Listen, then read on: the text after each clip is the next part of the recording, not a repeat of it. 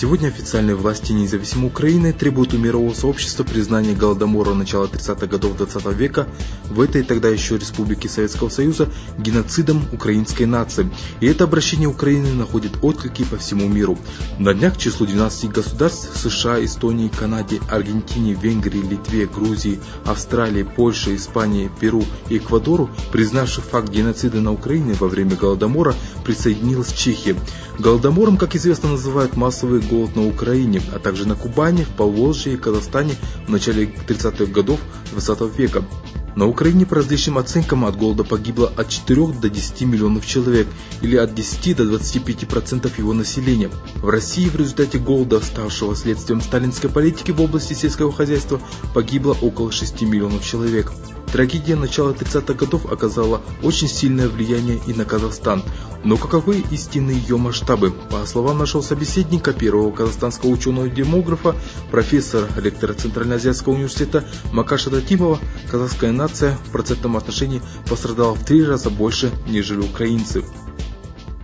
Это масштабы громадные. Это можно считать один из огромных народных трагедий, который совершился в прошлом 20 веке. Их можно перечислить всего 3-4. Вот сюда включается и казахстанская трагедия. Мы ее называем иногда казахстанской трагедией, иногда голощёкинский геноцид. По казахскому Кызылкыргын это красный голодомор. Вы можете спросить еще, где была такая трагедия. Армянская трагедия. Это Западной Армении. Но это по политическим причинам. Это за 15 лет до казахстанской трагедии произошло. И после этого по своей масштабности, по своей глубине идет казахстанская трагедия. Но после казахстанской трагедии через 10 лет случилась еще большая трагедия, которая ее превзошел и в процентном, и в численном отношении. Это Холокост.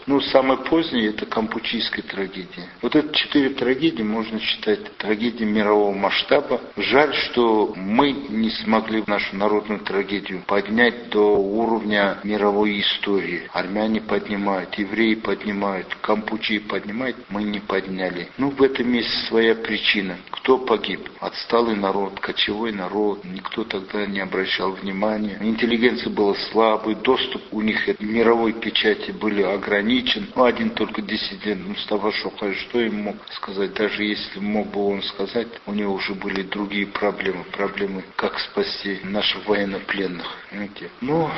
Все-таки мы сделали то, что должны были сделать. В этом отношении, видите, старались партийные историки. Но это партийные историки, знаете, в этом численном отношении они все старались ее скрыть, сгладить, как будто перегиб. Что за слово перегиб? От чего перегибают? От партийной линии.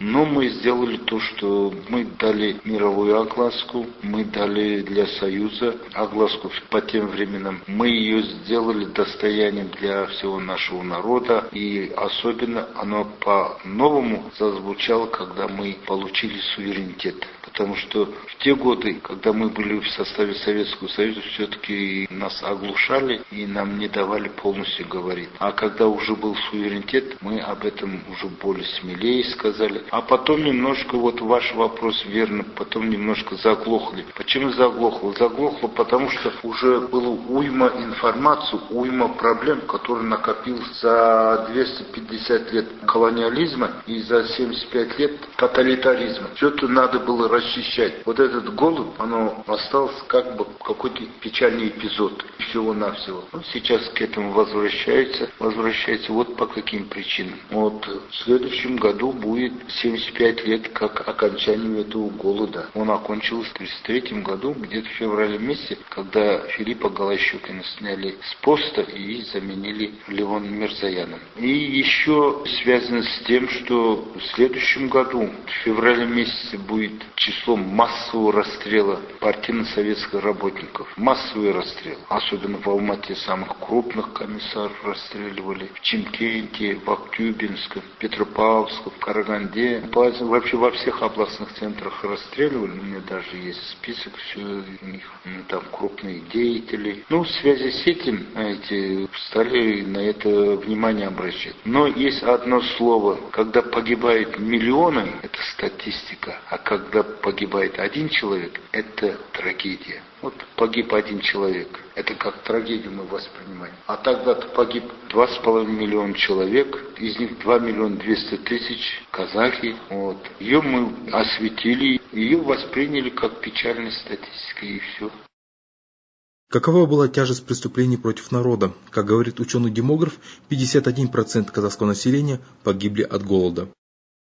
Голод был искусственно создан, потому что отняли скот, последний скот. Тогда уже народ был истощен. Перед этим в 28 году была конфискация крупных баек. Ну, кроме того, больше миллион 40 тысяч казахов безвозвратно откочевали за границы. Сопредельные районы. Мы говорим сейчас сопредельные районы. Какие это сопредельные районы? С севера и запада в Российскую Федерацию. Все-таки там было более сытно и такой жестокого искусственного голодомора не было. А с югу, в Среднеазиатские республики, особенно в Узбекистан, более сытный, Туркмению, Киргизстан. А еще дальше уже в Иран, кто смог, например, дальше откочевать, уехать в Афганистан. Но еще более мощнее потом было, в Турцию могли уехать, видите? Но из дальних зарубежий, это сейчас для нас стало близкой зарубежье, самые больше откочевали в Китай. Особенно с восточной территории, Семиречья, Семипалатинской губернии откочевали.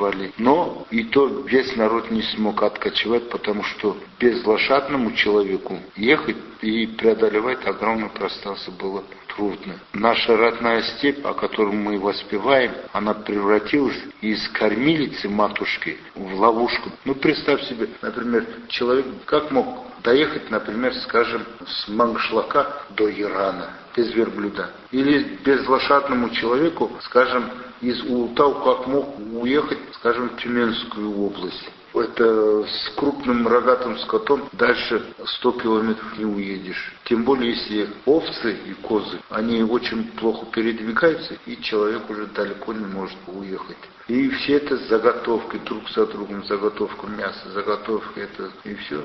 И заставляли людей, вот, которые уцелели, вот этот, резать свой скот, потому что с ними уже дальше возиться было очень трудно. Ну, и их тоже отнимали по дороге. И это привело к громадному голоду.